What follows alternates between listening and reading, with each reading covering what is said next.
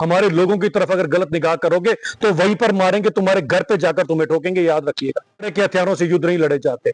और आज कोई भी टेररिस्ट, ये जो भाड़े के टट्टू हैं पाकिस्तान के, आज ये कहीं पर भी सेफ नहीं है, भले आसिफ मुनीर के पीछे छुपे या शाहबाज शरीफ के सीट और बालाकोट में सबक सिखाया गया, और इस बार 22 मिनट में षड्यंत्रकारी मुल्क को घुटनों पर लाकर रख दिया। पाक मुल्क षड्यंत्रकारी मुल्क ने कश्मीरियों के पेट के ऊपर लात मारी।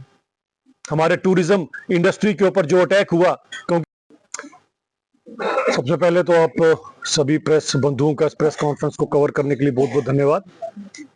मेरे साथ हमारे डार साहब यहाँ के प्रेसिडेंट और हमारे साथ हरजीत सिंह ड्यूक साहब भी हैं और बाकी सब लोग हैं। देखिए, आज की ये जो प्रेस कॉन्फ्रेंस है, ये जो 11 साल की उपलब्धि है मोदी गवर्नमेंट की, उसके लिए रखी गई है। बड़ी बात यह आती है कि जब हम 11 साल की बात करते हैं, मोदी जी के इस कार्यकाल की बात करते हैं, तो मकबूल शेरवानी से साहब से लेकर जो पिछला हमारी और पाकिस्तान के बीच में जो लड़ाई हुई, उसके अंदर भी अगर आप देखें तो इस नापाक मुल्क के षड्यंत्रों से हमें किसी ने बचाया तो हमारे प्रधानमंत्री नरेंद्र मोदी जी ने, हमारी एयरफोर्स ने और हमारी आर्मी ने।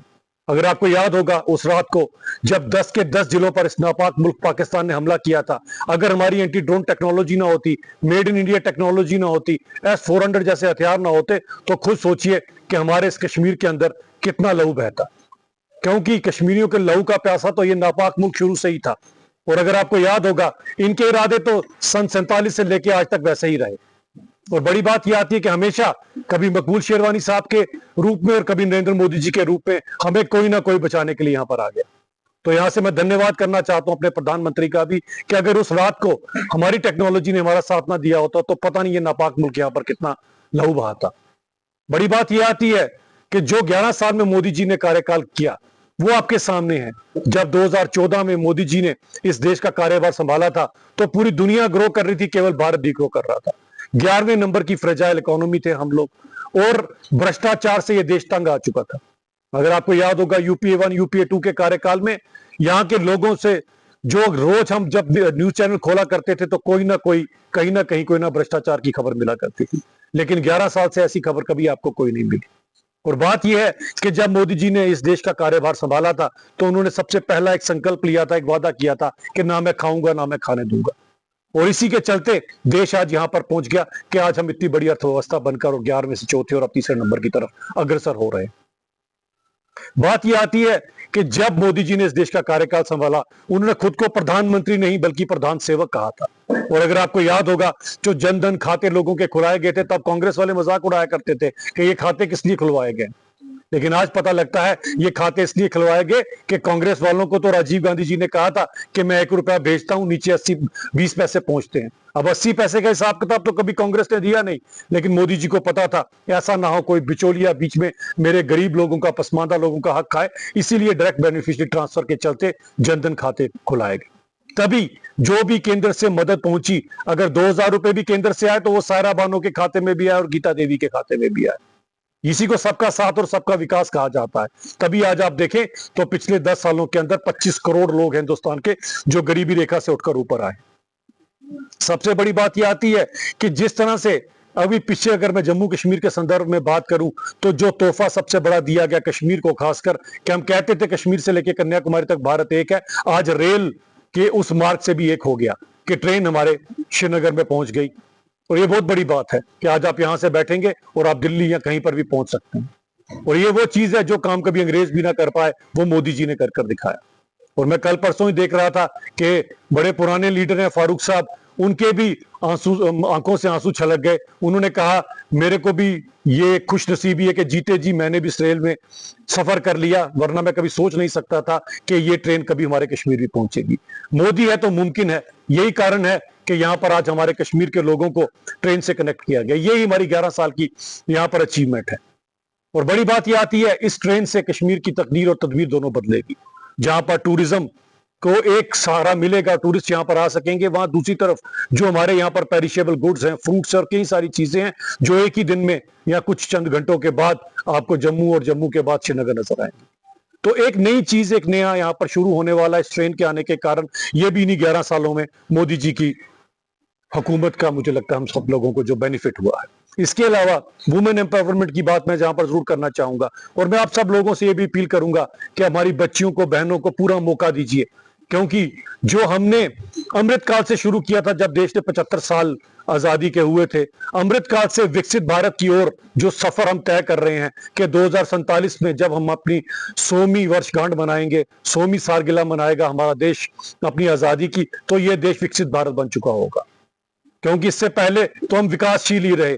आज से अगर आप 11-12 साल पहले चले जाएं तो हमारे देश को सपेरों का देश कहा जाता था, गरीबों का देश कहा जाता था, एक ऐसा देश जो खुद के लिए काफी कुछ करने में असमर्थ रहता था। लेकिन आज आप देखिए कि जो तरक्की हम लोगों ने देखी है, कोरोना काल में वैक्सीन हमने डेवलप मुल्कों के साथ बनाई है। इसी कारण अगर आप देखें तो कोरोना में कम से कम हम लोगों का नुकसान हुआ है। ये सब कुछ इसीलिए हो सका क्योंकि हमारे पास एक दृढ़ निश्चय वाला प्रधानमंत्री, एक साफ सुथरी छवि वाला प्रधानमंत्री है जो देश को आगे लेकर जा रहा है। एक चीज मैं जरूर, क्योंकि बारामूला की धरती से इस नापाक मुल्क को भी एक्सपोज करना चाहूंगा, क्योंकि सबका साथ सबका विकास का मतलब यही होता है कि जिस तरह से अगर आपने देखा ऑपरेशन सिंदूर, जो भी रोका नहीं गया, भी चल रहा है कि अगर कभी भी ये षड्यंत्रकारी मुल्क कुछ ऐसा कहेगा तो उसका बदला लिया जाएगा। और सबका साथ सबका विकास के चलते अपोजिशन के भी सभी लीडर्स को अगर आप देखें, पूरी दुनिया के अंदर जा जाकर उन्होंने इस नापाक मुल्क, षड्यंत्रकारी मुल्क को एक्सपोज किया। इसी को कहा जाता है जब आप सबको साथ लेकर चलते हैं। देश में कोई भी आपदा आती है तो पॉलिटिकल पार्टीज का अपने आपस के मतभेद छोड़कर हम सब इकट्ठे होकर आगे बढ़ते हैं। और यही कारण है जो अपोजिशन ने भी जाकर पूरी दुनिया में बताया कि ये नापाक मुल्क कितना बड़ा षड्यंत्रकारी मुल्क है। और मैं बार बार कश्मीर के लोगों को ये चीज कहता हूं कि इस मुल्क को सबसे ज्यादा कुछ पसंद है तो हमारे कश्मीर के लोगों का लहू, हमारे कश्मीर के लोगों का रक्त खून, क्योंकि 1947 से ही हमारे खून का प्यासा है। मकबूल शेरवानी साहब अगर शहादत ना देते तो यहां पर क्या हाल होता। और उस रात को जब 10 जिलों पर इस पाकिस्तान ने अटैक किया है, अगर हमारी टेक्नोलॉजी ना होती तो क्या हाल होता। और इसी बीच में जब 22 रन का इंसिडेंस हुआ तो आपको याद है 22 रन का मतलब यह था कि वो तो चाहे इस दुनिया से जो चले गए वो तो अब कभी वापस नहीं आएंगे, और उनका दुख हमको तो है लेकिन उनके घर वालों की भरपाई कोई नहीं कर पाएगा। लेकिन इस बार कश्मीर के ऊपर इस नापाक मुल्क, षड्यंत्रकारी मुल्क ने कश्मीरियों के पेट के ऊपर लात मारी। हमारे टूरिज्म इंडस्ट्री के ऊपर जो अटैक हुआ, क्योंकि टूरिज्म से हर एक चीज वाबस्ता है यहां पर, इन टूरिस्टों का इंतजार कश्मीर के लोग पूरा साल करते हैं। किसी ने बूढ़ी मां का इलाज कराना है, किसी ने बाप के घुटने बदलवाने हैं, किसी ने अपनी बहन की शादी करवानी, किसी ने बेटी की शादी करवानी। लेकिन इस नापाक मुल्क ने देखा कि 4-5 सालों में, खासकर 5 अगस्त 2019 के बाद कश्मीर के लोग तरक्की के साथ आगे बढ़ चुके हैं, तो इसने सबसे पहले हमारे पेट पर लात मारी और 22 रन का इंसिडेंस कर दिया। हमें यहां से पता लगता है कि यह मुल्क कभी भी हम लोगों के साथ सुकून से नहीं बैठेगा। लेकिन करें क्या, एक ऐसा षड्यंत्रकारी मुल्क है। अटल बिहारी वाजपेयी जी कहा करते थे कि आप अपना हमसाया नहीं बदल सकते, लेकिन इस जैसे हमसाया को सबक सिखाना मोदी जी अच्छी तरह से जानते हैं। उड़ी और बालाकोट में सबक सिखाया गया और इस बार 22 मिनट में षड्यंत्रकारी मुल्क को घुटनों पर लाकर रख दिया। और हमने इस भिखमंगे मुल्क को बता दिया कि भाड़े के हथियारों से युद्ध नहीं लड़े जाते। और आज कोई भी टेररिस्ट, ये जो भाड़े के टट्टू हैं पाकिस्तान के, आज ये कहीं पर भी सेफ नहीं है, भले यासिफ मुनीर के पीछे छुपे या शहबाज शरीफ के पीछे। किसी इंटरनेशनल बॉर्डर को नहीं देखा जाएगा। हमारे लोगों की तरफ अगर गलत निगाह करोगे तो वहीं पर मारेंगे, तुम्हारे घर पे जाकर तुम्हें ठोकेंगे, याद रखिएगा। और कोई आसिफ मुनीर तुम्हें नहीं बचा पाएगा। और मैं ये बारामूला की धरती से ये ऐलान करना चाहता हूं कि ये मकबूल शेरवानी की धरती है। अगर जरूरत पड़ेगी तो कश्मीर का एक एक बच्चा, एक एक जवान आपके खिलाफ खड़ा होगा। इसीलिए बाज आ जाओ, हम अमन सुकून वाले लोग हैं। ये कश्मीर वो धरती है जहां पर सबसे ज्यादा दुनिया की जियारतें पाई जाती हैं। ये शेखुल आलम की धरती है, नंद ऋषि जिन्हें कहा जाता था। वो शेखुल आलम जो एक बार जब जा रहे थे तो कुछ बच्चियां जमीन से कुछ निकाल रही थी, जिसे शायद हंज कहा जाता है, हंज कुछ ऐसे कहा जाता है, हंद। और जब उन बच्चियों को शेखुल आलम साहब ने कहा कि तुम ये कर रही हो, उसके साथ तो कई कीड़े मकोड़े मारे जा रहे हैं, तो हमारे यहाँ की बच्चियां बड़ी होशियार हैं। उन्होंने शेखुल आलम साहब को कहा था कि बाबा जी जो आपने हाथ में छड़ी ली है इसके नीचे भी तो कीड़े आ रहे हैं। तो शेखुल आलम साहब ने अपनी छड़ी तोड़ दी और उसके बाद उन्होंने कभी छड़ी का इस्तेमाल नहीं किया। ये वो धरती है जहां पर एक चींटी को मारना भी पाप समझा जाता है। लेकिन यहां पर खासकर 87 के बाद जो पाकिस्तान ने षड्यंत्र रचा, जिसके कारण हमारे सबसे पहले कश्मीरी हिंदू भाइयों को यहां से भगाया गया, उसके बाद उनकी कत्लो गारत की गई, और उसके बाद इन्होंने मुसलमानों को भी नहीं बख्शा। 1.5 लाख से ज्यादा कब्रें हैं जो षड्यंत्रकारी मुल्क की वजह से। और पिछले युद्ध में भी अगर आप देखें तो जब पुंछ के ऊपर अटैक किया गया था तो षड्यंत्रकारी मुल्क ने कुछ नहीं बख्शा, ना मंदिर बख्शा, ना मस्जिद बख्शी, ना गुरुद्वारा बख्शा। तो इसको एक ही चीज पसंद है, वो कश्मीरियों का लहू। तो इस मुल्क के खिलाफ खड़े होना हम सबका दायित्व भी बनता है। और 11 साल के ऊपर जो खासकर हमारा देश, देखिए दो देश हैं, एक हिंदुस्तान एक पाकिस्तान, एक ही समय पर दोनों आजाद हुए। एक वो भुखमंगा मुल्क है जो लोगों के सामने कटोरा लेकर भीख मांगता फिरता है, और एक हम हैं जो दुनिया की इतनी बड़ी अर्थव्यवस्था बनी है। आज हमारे जो वेपन्स हैं, made in India, tested in Pakistan and now available for the world to buy. ये है हिंदुस्तान, और एक वो नापाक मुल्क है जो अभी भी वर्ल्ड बैंक के पैसों से टेररिस्टों के घर वालों के जो मुआवजे दे रहा है। तो आप खुद समझ सकते हो कि कितनी बड़ी हमारी खुशनसीबी है कि हम बॉर्डर के इस तरफ है, ना कि उस तरफ है। और मैं इन 11 सालों के ऊपर, क्योंकि ये प्रेस कॉन्फ्रेंस में इतनी बातें तो नहीं कही जाएंगी, लेकिन संक्षेप में मैं कहना चाहता हूं कि 11 संकल्प भी हैं, 11 वादे हैं जो हमने अपने लोगों के साथ करने और लोगों ने आगे निभाना है। जिसमें सबसे पहला वादा है कि हम अपनी ड्यूटीज को भी समझे, फुलफिलमेंट ऑफ आवर ड्यूटीज, कि हर इंसान के राइट के साथ एक ड्यूटी भी जुड़ी है। और वो ड्यूटी सबसे इंपॉर्टेंट है कि जैसे हम अपना घर अगर साफ रखते हैं तो घर के बाहर भी साफ रखें। घर तो हमारा है, लेकिन जो बाहर है या मोहल्ला है या देश है या दुनिया, ये तो उस खुदा की, उस भगवान की है। क्या इसको साफ रखना हमारा फर्ज नहीं है? तो अपनी ड्यूटी को समझें। दूसरा, सबका साथ सबका विकास के साथ आगे चलें, जिसके कारण आज हम इतनी बड़ी ताकत बने हैं। तीसरा, जीरो टॉलरेंस फॉर करप्शन, ना भ्रष्टाचार करें ना होने दे। जिस तरह से मोदी जी ने कहा था, ना खाने खाऊंगा ना खाने दूंगा। भ्रष्टाचार मुक्त भारत होगा तभी विकसित भारत बनेगा 2047 में, जिसका संकल्प हम लोगों ने लिया है। चौथा, रिस्पेक्ट फॉर लॉ, कानून की हम इज्जत करें, जो कानून है उसको फॉलो करें। पांचवा, फ्रीडम फ्रॉम स्लेव मेंटालिटी, जो हमारे अंदर एक स्लेव मेंटालिटी शुरू से रही है, क्योंकि 200 साल तक हम लोगों पे राज किया, कभी अंग्रेजों ने कभी बाकियों ने। हम उससे बाहर निकलें। भारत कोई छोटा मोटा मुल्क नहीं है और भारत की ताकत कोई कम नहीं है। भारत के जो टैलेंट है ये आज पूरी दुनिया चला रहा है, बड़ी बड़ी कंपनीज के सीईओज हैं। तो अपने देश को क्यों ना हम आगे लेकर चलें? तो स्लेव मेंटालिटी से हमें बाहर निकलना पड़ेगा। एंड टू डायनेस्टिकल पॉलिटिक्स, ये भाई भतीजावाद के चलते जो चंद पॉलिटिकल पार्टियां जिनके बाप दादा भी आपके लीडर रहे और खुद भी लीडर हैं और आने वाले बच्चों को भी लाइन में लगाया हुआ है। क्या हमारे कश्मीर में टैलेंट की कमी है?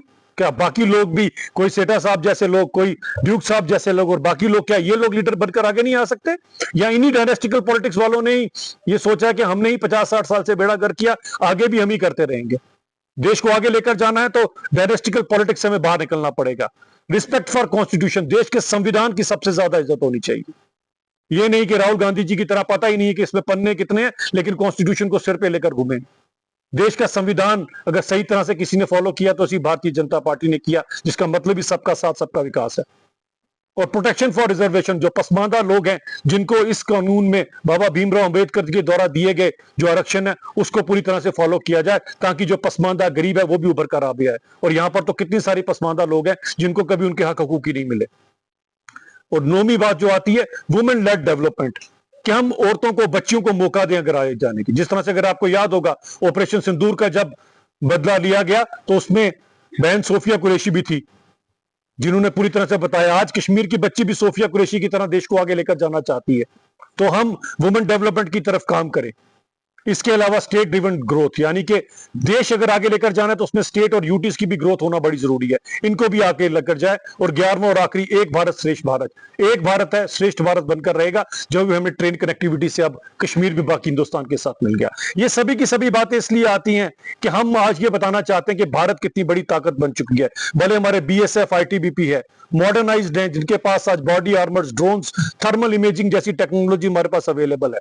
और यही नहीं, सी वारफेयर में भी भारत बहुत आगे निकल चुका है। आज मेड इन इंडिया हमारे पास वेपन्स हैं जिसको पूरी दुनिया देख रहा है, क्योंकि हमने टेस्ट कर भी बताया कि हमारा वेपन जो है डॉट उसी जगह पर जाकर लगता है जहां के लिए उसे ऑर्डर दिया गया होता है। तो मैं ये सबको ये यहां से ये संदेश देना चाहता हूं कि मोदी जी के इन 11 सालों के अंदर जो देश आगे बढ़ा है, इसी तरह से जम्मू कश्मीर के लोग, कश्मीर के लोग भी अब देश के साथ शाना बशाना जो है आगे बढ़े, ताकि जिस 2047 में विकसित भारत का संकल्प हमने लिया है उस सब के लिए हम सब लोगों को मोदी जी के साथ इस देश को आगे लेकर चलना है, ताकि आने वाली जनरेशन जब 2047 में हम में से कौन रहेगा कौन नहीं रहेगा, लेकिन जो 2047 की जनरेशन होगी वो याद रखेगी कि एक ऐसा इंसान आया था जिसने हिंदुस्तान को एक नई दिशा दिखाई और हिंदुस्तान की दशा बदली, और आज 2047 में भारत विकसित भारत बना है। बहुत बहुत धन्यवाद।